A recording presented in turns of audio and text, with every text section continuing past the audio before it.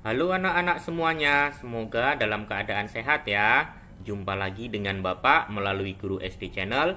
Pada kesempatan kali ini kita akan belajar mata pelajaran IPA, yaitu materi tentang perkembangbiakan tumbuhan. Ikuti terus penjelasan dalam video ini supaya kalian semua bisa memahami materinya.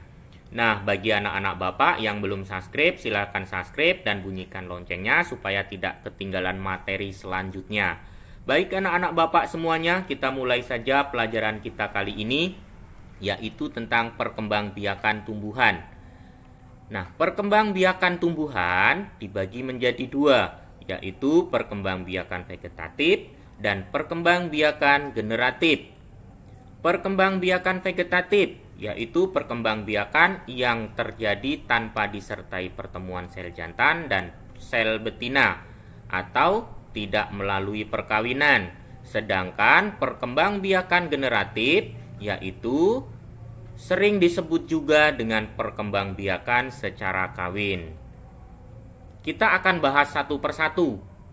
Kita mulai dengan pembahasan tentang perkembangbiakan vegetatif.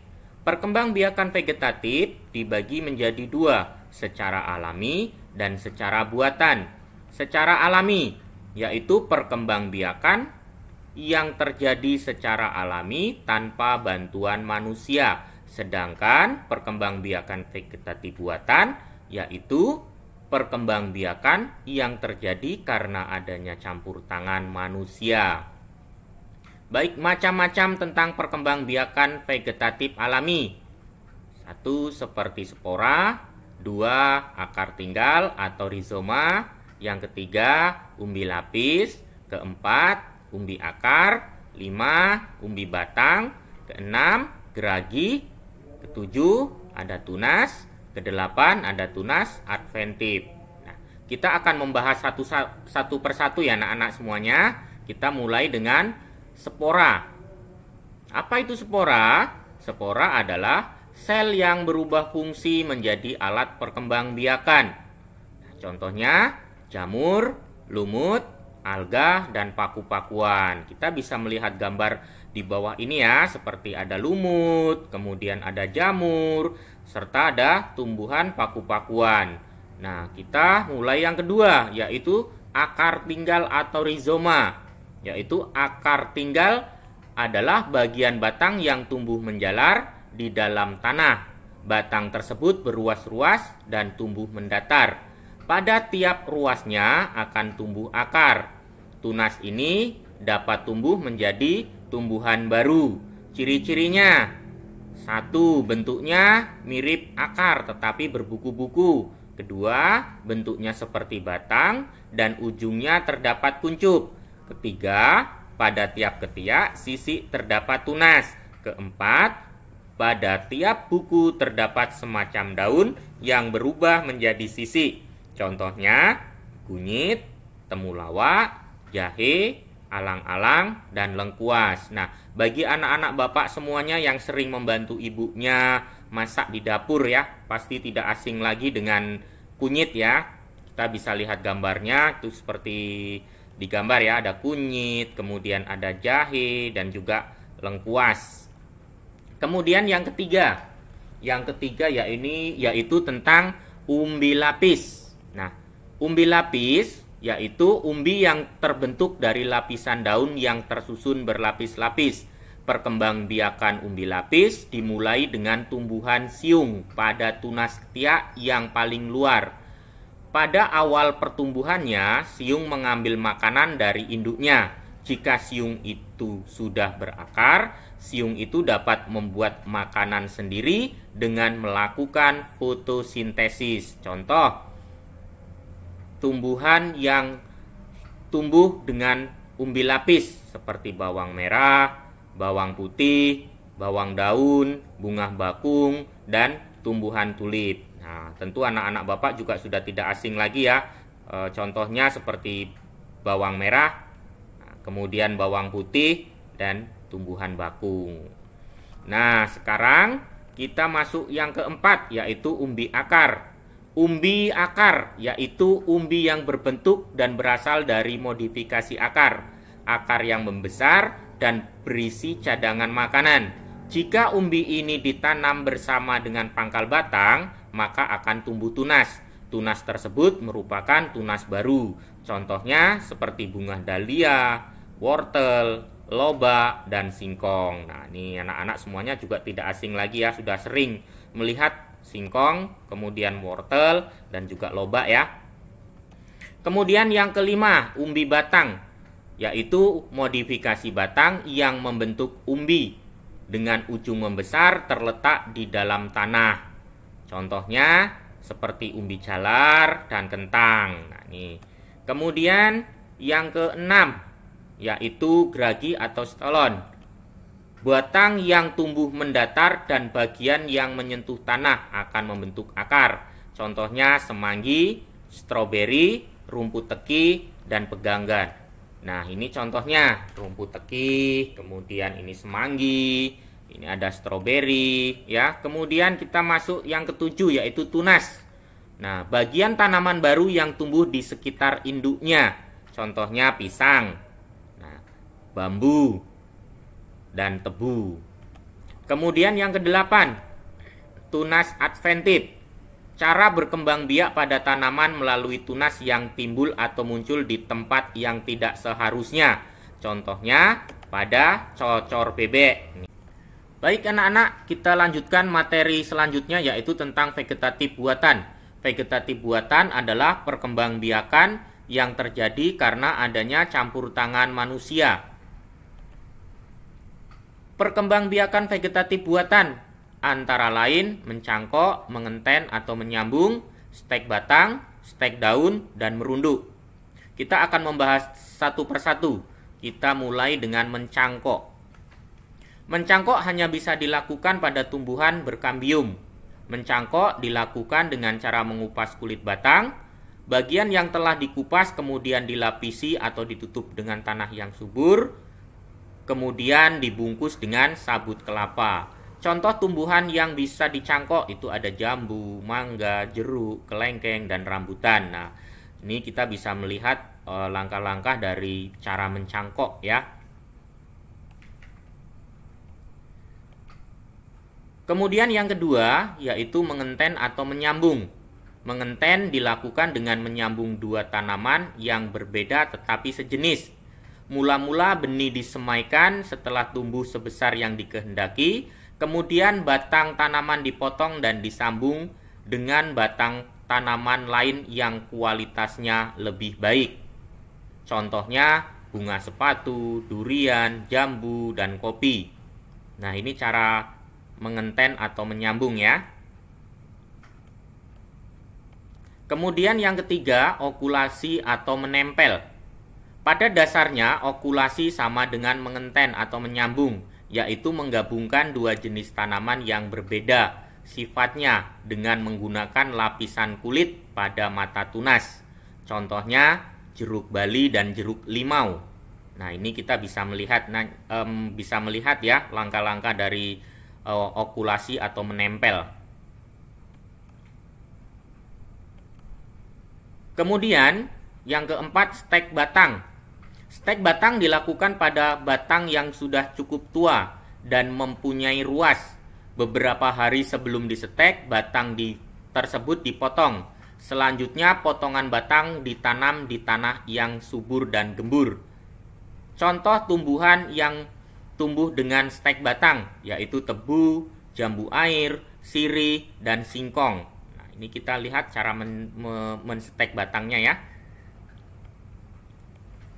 Kemudian yang kelima, stek daun. Stek daun dilakukan dengan cara menggunakan daun sebagai bibit untuk dijadikan tanaman baru. Daun yang disetek diambil dan diletakkan di atas permukaan tanah. Tunasnya akan tumbuh di pinggir daun. Contohnya begonia. Nah, ini gambar cara stek daun. Kemudian yang keenam yaitu merunduk. Merunduk dilakukan dengan cara membengkokkan cabang tanaman sampai menyentuh tanah, kemudian menimbun dengan tanah hingga mengeluarkan akar baru. Contohnya apel, alamanda, dan melati. Nah, ini kita bisa melihat langkah-langkah dari merunduk. Untuk selanjutnya mari kita bahas tentang perkembangbiakan tumbuhan secara generatif. Nah, perkembangbiakan generatif disebut juga dengan perkembangbiakan secara kawin. Perkembangbiakan generatif dialami oleh tumbuhan berbiji melalui proses penyerbukan. Nah, penyerbukan adalah proses jatuhnya serbuk sari ke kepala putik. Pada bagian-bagian bunga terdapat benang sari, yaitu alat kelamin jantan, dan putik sebagai alat kelamin betina. Jika serbuk sari sampai ke bakal biji, terjadilah pembuahan. Hasil pembuahan adalah terbentuknya bakal biji yang akan tumbuh menjadi biji, sedangkan bakal buah akan menjadi buah. Biji itulah yang kemudian ditanam sehingga tumbuh menjadi tanaman besar dan berbunga lagi. Macam-macam penyerbukan dibagi menjadi dua, yaitu penyerbukan berdasarkan perantara dan penyerbukan berdasarkan asal serbuk sari.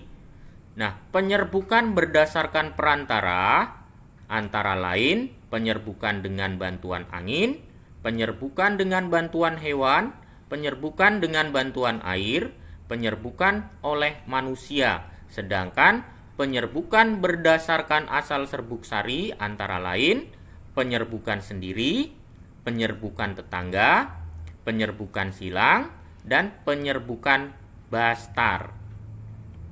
Nah, seperti apa penyerbukan yang dibantu oleh angin? Kita lanjutkan materinya. Nah, penyerbukan ini terjadi karena bantuan angin. Angin ini meniup serbuk sari sehingga serbuk sari jatuh ke kepala putik.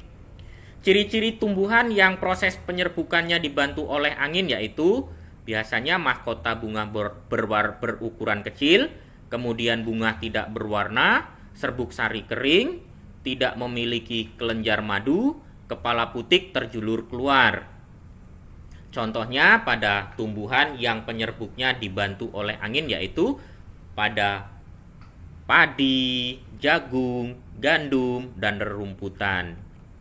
Kemudian penyerbukan dengan bantuan hewan, yaitu penyerbukan ini terjadi karena bantuan hewan. Hewan yang biasa menjadi perantara penyerbukan ini antara lain seperti kupu-kupu, lebah, burung, kelelawar, dan siput. Nah, tumbuhan yang proses penyerbukannya dibantu oleh hewan memiliki ciri-ciri khusus pada bunganya.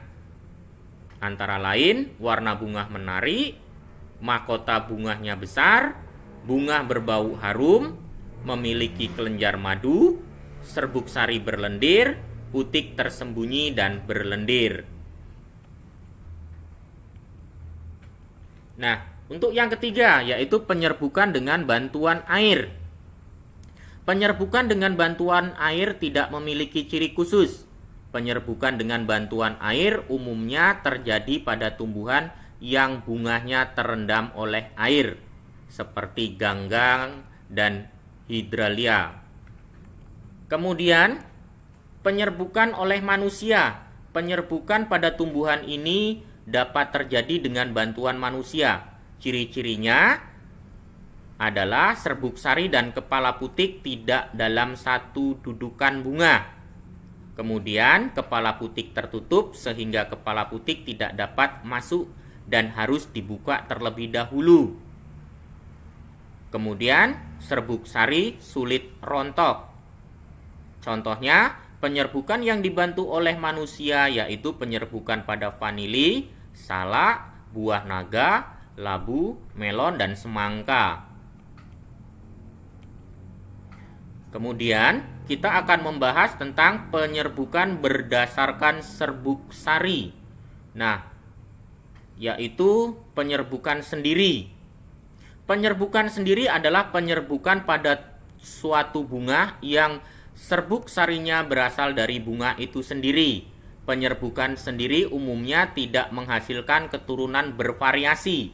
Ciri-ciri dari penyerbukan ini, bunganya termasuk bunga sempurna. Kemudian memiliki kelamin ganda dalam satu bunga. Contohnya, tumbuhan yang melakukan penyerbukan sendiri adalah bunga turi, bunga sepatu, dan lain sebagainya. Kemudian yang kedua, penyerbukan tetangga. Penyerbukan tetangga adalah proses penyerbukan yang terjadi jika serbuk sari jatuh ke kepala putik bunga lain yang masih dalam satu tanaman. Penyerbukan tetangga terjadi karena bunga jantan dan bunga betina pada tumbuhan tersebut tidak berada dalam satu bunga. Contohnya adalah pada tumbuhan jagung dan kelapa. Kemudian penyerbukan silang. Penyerbukan silang adalah proses penyerbukan yang terjadi jika serbuk sari jatuh ke kepala putik bunga tanaman lain yang masih sejenis. Penyerbukan silang umumnya menghasilkan variasi keturunan karena terjadi perpaduan sifat dari dua tumbuhan induk. Persilangan bunga merah dan putih menghasilkan bunga putih, merah, dan merah muda. Contohnya pada tanaman anggur, nanas, pepaya, jagung, dan tebu. Kemudian penyerbukan bastar. Penyerbukan bastar adalah penyerbukan yang terjadi jika serbuk sari jatuh di kepala putik pada bunga lain yang berbeda jenis tanamannya dan hanya dapat dilakukan pada tumbuhan yang masih dekat hubungan kerabatnya. Contohnya pada serbuk sari cabai jatuh pada putik tomat atau sebaliknya. Nah, anak-anak semuanya bisa melihat ini adalah proses dari penyerbukan. Ini kalau kita lihat proses dari serbuk sari ya, dari bunga itu sendiri, ini dari tetangga, kemudian ini penyerbukan silang dan ini penyerbukan bastar. Anak-anak, selesai sudah penjelasan materi dari Bapak, yaitu tentang perkembangbiakan tumbuhan. Untuk selanjutnya, silahkan anak-anak semuanya kerjakan soal-soal berikut ini.